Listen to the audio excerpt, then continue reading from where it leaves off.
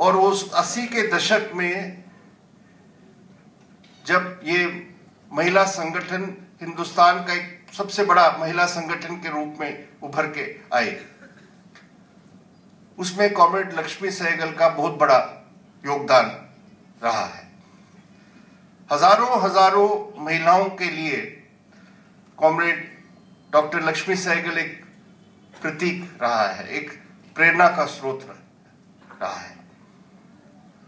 और आज भी आप हिंदुस्तान में कहीं भी जाए, महिलाओं के बीच में जिस तरह 40 और 50 के दशकों में कैप्टन लक्ष्मी एक इंस्पायरिंग फिगर रहा, उसी तरह महिला आंदोलन में कैप्टन लक्ष्मी की भूमिका रही 30-40 साल बाद।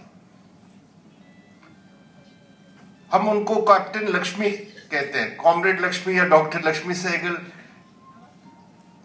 नहीं पुकारते थे, क्योंकि कैप्टन जो है, ये जो शब्द है वो उसके लिए सबसे अप्रोप्रिएट है।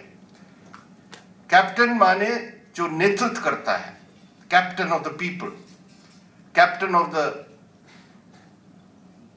फोर्सेस। तो वो कैप्टन का रोल हमेशा अदा की है। और 23 जुलाई को जब उनका देहांत हुआ और हमें समाचार मिला था, तब हम केरल में थे। हमारी पार्टी की मीटिंग चल रही थी उस दिन, और हम 3-4 दिन उस मीटिंगों में रहे केरल में। तो पूरे केरल समाज में जो इसमें रिस्पॉन्स था, उन सब के लिए, केरल की जनता के लिए कैप्टन लक्ष्मी एक हीरोइन थी। और टेलीविजन के तमाम चैनलों में, केरल के तमाम अखबारों में संपादकीय लिखा गया कैप्टन लक्ष्मी की क्रांतिकारी जीवन के बारे में। और छोटे बड़े सब जगह केरल के तमाम इलाकों में शोक सभाएं और जुलूस निकले। उनका जो घर, जो उनके माता जी का घर है पालघाट जिले में, वहां सर्वदलीय एक जुलूस निकला। केरल में आप जानते हैं हमारे और कांग्रेस के बीच में और मुस्लिम लीग के बीच में बहुत टक्कर होता है, लेकिन उस दिन कांग्रेस पार्टी के लोग और मुस्लिम लीग के लोग हमारे पार्टी के वहां कार्यकर्ताओं के साथ मिलकर तय किया कि हम सब मिलकर जुलूस निकालेंगे और शोक सभा आयोजित करेंगे। ये सूचना मुझे वहां के पार्टी के नेता कॉमरेड मम्मी कुट्टी ने मुझे दिया। उनका नाम है मम्मी कुट्टी।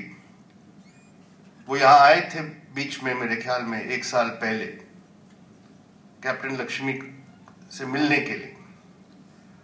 जब हम मीटिंग में गए तो मुझे आके बताया कि पूरे गांव के लोग उस दिन इकट्ठे होके आए थे। तो कैप्टन लक्ष्मी का जो मैंने कहा इमेज है, वो सिर्फ एक सीपीआईएम के लीडर या मेंबर के रूप में नहीं देखा जा सकता है। हमारे समाज में एक बहुत विशाल हिस्सा कैप्टन लक्ष्मी को एक क्रांतिकारी के रूप में देखते थे। और हमारे देश में जितने भी पब्लिक लाइफ में लोग हैं, सार्वजनिक जीवन में जो व्यक्ति है, उसमें इस तरह के व्यक्तित्व, कैप्टन लक्ष्मी जैसे व्यक्तित्व बहुत कम मिलते हैं आजकल। और इसीलिए पूरे समाज में उनको जो सम्मान रहा और मिला, उसको हमें समझना चाहिए। 2002 में राष्ट्रपति चुनाव के समय हमारी 4 वामपंथी पार्टियों ने फैसला किया कि हमें अपने एक कैंडिडेट उम्मीदवार को खड़ा करना चाहिए। तो हमारी पार्टी में जब हमने इस पर विचार किया तो हमने पाया कि डॉक्टर कैप्टन लक्ष्मी ही सबसे उपयुक्त होगा इसके लिए। उन्हीं का ऐसे एक स्टेचर है जो समाज के हर सेक्शंस को अपील कर सकता है। वैसे तो ये चुनाव ऐसे नहीं होता कि आम लोग उसमें राष्ट्रपति को चुनते हैं। हमारे यहाँ की व्यवस्था में सिर्फ पार्लियामेंट के सदस्य और विधानसभाओं के मेंबर राष्ट्रपति के वोटर होते हैं चुनाव के लिए, और सिर्फ 4 वामपंथी पार्टियों का वोट से कोई जीत नहीं पाता उस समय भी। लेकिन हम चाहते थे कि जब कांग्रेस, भाजपा और सब ने समान एक रूप से तय कर लिया था अपने कैंडिडेट को, तो एक वैकल्पिक हमारा कैंडिडेट होना चाहिए। वो candidate who will embody all the values और प्रिंसिपल्स जो आज के समाज में हम कह सकते हैं कि ऐसे व्यक्ति राष्ट्रपति पद में आना चाहिए। तो जब हम यहाँ टेलीफोन किए उस दिन कानपुर में, हमें तो ये पता नहीं था कि कैप्टन लक्ष्मी इसको मान लेगी कि हम कहें कि आप कैंडिडेट बने। सब जानते थे कि सीपीएम और लेफ्ट पार्टी के कैंडिडेट बनने से कोई जीतने का कोई संभावना नहीं है। लेकिन जब हमने टेलीफोन किया और उनसे पूछा तो उन्होंने कहा, हमने कहा कि आप ही हम समझते हैं सबसे इसके लिए उपयुक्त है, तो उन्होंने कहा ठीक है, हम तो तैयार हैं। कोई हिचकिचाहट नहीं रही उसकी। और सुभाषिनी के साथ वो सब जगह चले गए, सब राज्यों में घूम के ये प्रचार हमने किया चुनाव के लिए। उसमें अभी जो लोग टिप्पणी करते हैं, अभी उनके श्रद्धांजलि और ट्रिब्यूट्स में बहुत से लोग अभी जो लिखे हैं और बोले हैं, उन्होंने कहा कि 2002 में उन्हीं को राष्ट्रपति बनना चाहिए था, यही सबसे अच्छा होता हमारे देश के लिए। लेकिन जो मैंने पहले से कहा, शुरू से कहा कि ये दुर्भाग्य की बात है कि हमारे देश में जो शासन करने वाले हैं और आजादी के फौरन बाद ही एक ऑफिशियल हिस्ट्री दिया गया है कि आजादी की लड़ाई में, देशभक्ति में जो औपचारिक एक इतिहास है उसी को प्रचार किया गया है। और कैप्टन लक्ष्मी और दूसरे क्रांतिकारी धाराओं के जो लोग थे उनके बारे में अभी भी हमारे देश में नई पीढ़ियों के लिए भी इतनी जानकारी आज नहीं है। किताबों में कुछ अभी कुछ बातें रखी जाती है, लेकिन उसको सही दृष्टिकोण से दिया नहीं जाता है। तो हमारे लिए ये फर्ज बनता है कि अभी सब जगह हम कैप्टन लक्ष्मी सहगल को श्रद्धांजलि अर्पित करने के लिए उनके यादगार में हम सभाएं कर रहे हैं, लेकिन ये काफी नहीं है। यहाँ कुछ आप फिल्म अभी देखने जा रहे हैं और उनकी जीवनी के बारे में कुछ हमारे पास सामग्री है, उनकी ही लिखी हुई किताब है और दूसरे भी मटेरियल है। हमें अभी ये फैसला करना पड़ेगा, उसके बारे में हम चर्चा करेंगे कि कॉमरेड लक्ष्मी सहगल की जो क्रांतिकारी जीवनी है उसके बारे में नई पीढ़ियों को बताने के लिए हमें उस तरह के सामग्री तैयार करना पड़ेगा। और ये हमारे नई पीढ़ियों के लिए नहीं, हमारे आंदोलन के लिए, हमारे इतिहास के लिए ये बहुत जरूरी है। और मेरे लिए तो हमारी पार्टी की ओर से हम कह सकते हैं कि हमें गर्व है कि हमारी पार्टी में कैप्टन लक्ष्मी जैसे कॉमरेड हमारी पार्टी के सदस्य रहे, और हम पूरी कोशिश करेंगे आने वाले दिनों में कि उनकी जो पूरी जीवनी का जो लक्ष्य है और उनके जो काम है उसको जनता के बीच में ले जाने के लिए हम उसके लिए कदम उठाएंगे, और आगे के लिए, आगे आने वाले पीढ़ियों के लिए ये क्रांतिकारी के जीवन से प्रेरणा लेके आगे बढ़ने के लिए हमें सबको शपथ लेना पड़ेगा। इतना कहते हुए मैं अपनी बात खत्म करता हूँ।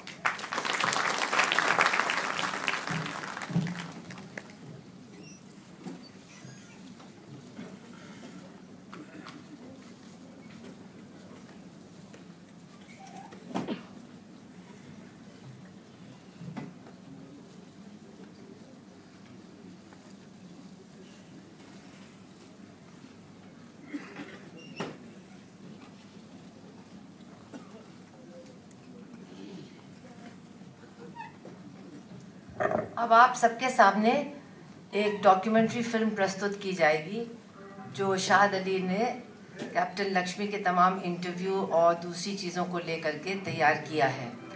और उसके बाद हम बताना चाहेंगे कि डॉक्यूमेंट्री ख़त्म होने के बाद जो आज़ाद हिंद फ़ौज का राष्ट्रगान था, जो हमारे राष्ट्रगान से मिलता जुलता तो है, लेकिन उसकी जो धुन है वो थोड़ा ज़्यादा फ़ौजी धुन है, और उसके जो बोल हैं वो हिंदी में हैं, हिंदुस्तानी में हैं। तो जब वो राष्ट्रगान आपके सामने प्रस्तुत पेश किया जाएगा तो कृपया आप लोग सब खड़े हो जाएंगे ये डॉक्यूमेंट्री के बाद। बहुत बहुत शुक्रिया।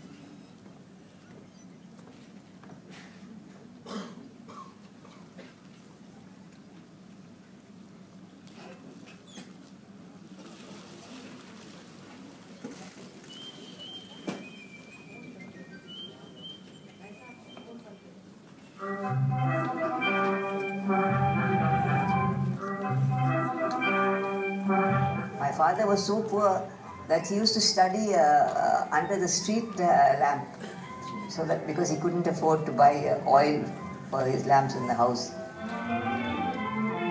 Then he went to the Madras Law College, and there he also graduated with great distinction.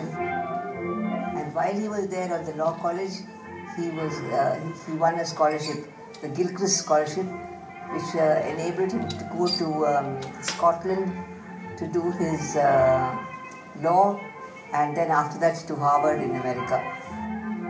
The Brahmin community said he must do prayashchitam because he had crossed the seas and gone to the foreign land and all that.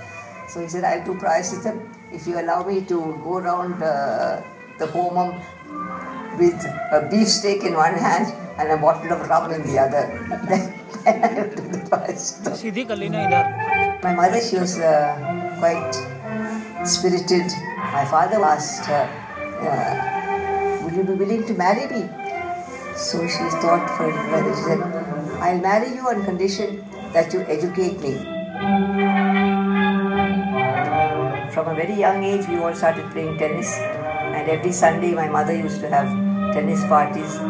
Then we all learned horse riding. We used to go to the bodyguard lines and ride there.